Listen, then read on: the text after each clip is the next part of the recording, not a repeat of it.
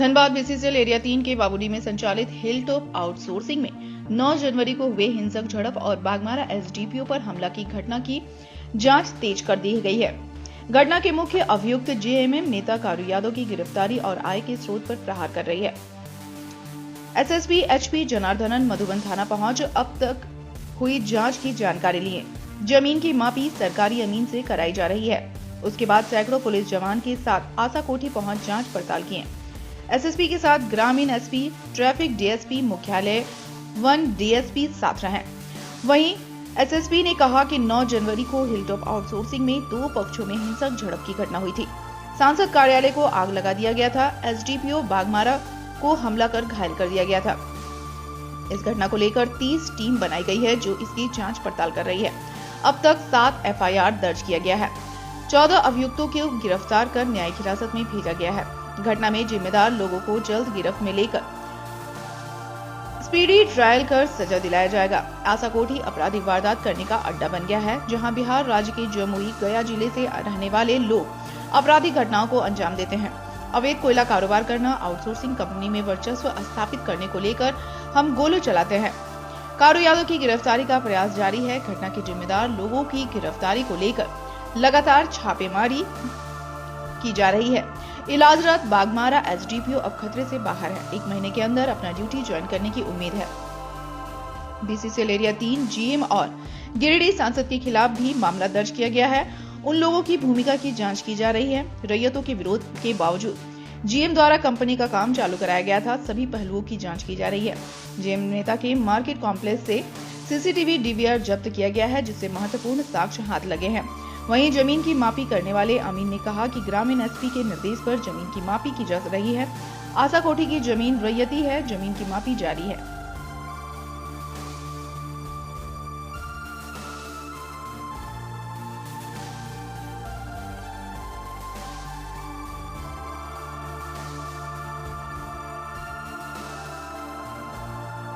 जैसे कि आपको पता है 9 तारीख को धर्माबांध और मधुबन बॉर्डर पर हिलटॉप कंपनी का काम चलने को लेकर 2 गुट के बीच में झगड़ा हुआ था, गोलीबारी हुआ था एवं बमबारी हुआ था। और उसी से कनेक्टेड आरसू का ऑफिस को कुछ असामाजिक तत्वों के द्वारा जलाया। और जब जो जलाया उसको पकड़ने के लिए जब डीएसपी साहब के नेतृत्व में टीम गया तो हमारा पुलिस फोर्स के ऊपर हमला हुआ, उसमें हमारा डीएसपी साहब घायल हुआ है।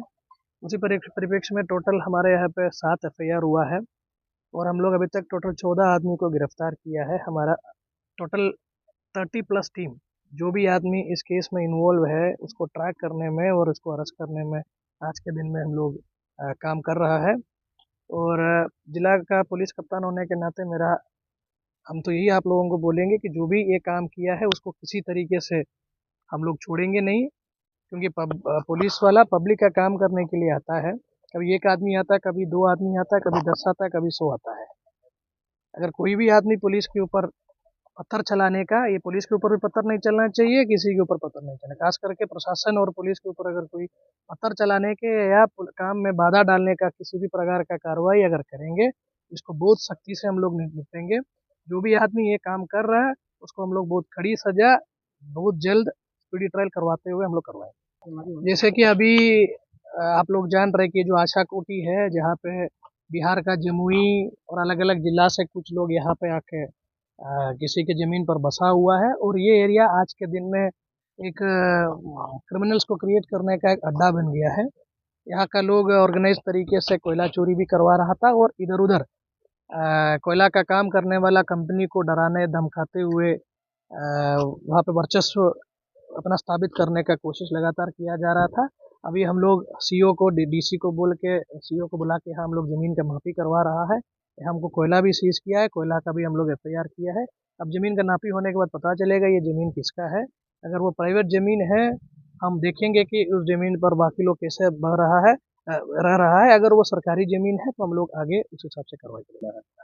हथियार अभी उस टाइप का कुछ मिला नहीं है। जो कांड होने के बाद कुछ बम का रिकवरी हुआ है, कुछ गोली का रिकवरी हुआ है। जरूर इन लोगों के पास हथियार होगा, कहीं पे छिपा के रखा होगा, वो भी निकालने का प्रयास हम लोग कर रहे हैं। मुख्य आरोपी जैसे आप लोग देख रहे हैं कि 2 ग्रुप का बीच का झगड़ा है। हिलटॉप कंपनी में काम को लेकर झगड़ा हुआ था और अभी डीएसपी साहब को जो चोट लगा है उसमें ग्रुप को इकट्ठा करना और मोब को क्रिएट करना में कारू यादव का रोल था।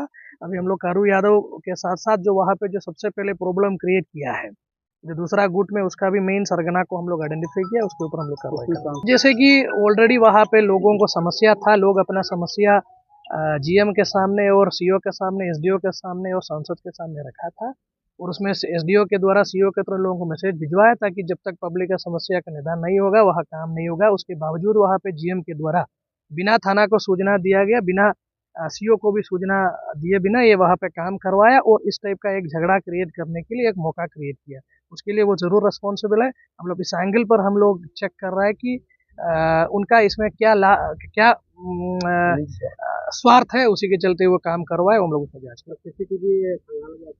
सीसीटीवी फुटेज ये सब इन्वेस्टिगेशन का पार्ट है। इन्वेस्टिगेशन में जो भी आएगा हम आपके सामने अभी नहीं रखेंगे। जब इन्वेस्टिगेशन कंप्लीट होने के बाद जब हमारा सब क्रिमिनल लोगों को हम लोग अरेस्ट करके भेजेंगे, उसके बाद आपके सामने। तो यार कुछ लोगों का कहना था कि सांसद एक दिन यहाँ पे आया हुआ था और उसके बाद ये सब लोगों का कहने के आधार पर हम लोग किया है कि वहाँ का लोगों को बोला गया कि जब तक आप लोगों का पैसा का ये नहीं होगा तब तक वहाँ पे काम नहीं होगा।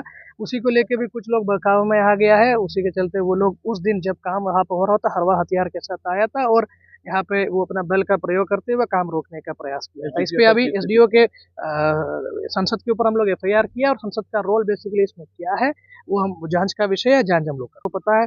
120+ आदमी के ऊपर हम लोग नामजद एफआईआर किया है। लगातार उसको पकड़ने के लिए हमारा टीम बाहर है। डेली अरेस्ट होगा, डेली हम लोगों को जो इसमें इन्वॉल्व है उसको जेल भेजते रहेंगे। अब एसडीपीओ साहब का स्थिति अभी वो आउट ऑफ डेंजर है, वो अभी हॉस्पिटल में, उनका परिवार वाला भी है और हम लोगों का भी टीम वहाँ पे खड़ा है। अभी उनका स्थिति ठीक है। बाकी 1 महीने के भीतर लोग बोलता है कि 10-15 दिन में वो अच्छे रिकवरी हो जाएगी।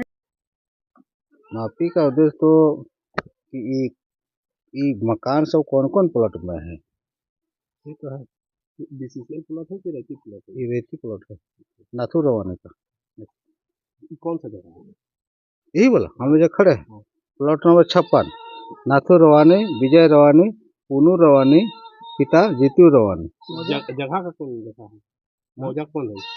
आशा कोटी क्या आदेश मिला आपको? वो जो ये है ना ग्रामीण एसपी, तो बोले कि ये प्लॉट कौन कौन, ये मकान कौन कौन प्लॉट में पड़ता है, रैयत का नाम सहित ये क्या कहते हैं नजरी नक्शा के हमको उपलब्ध करा। ये तो प्लॉट है, देखिए वो रास्ता से उस साइड हम लोग देखते हैं कि बीसीसीएल का प्लॉट नंबर 73।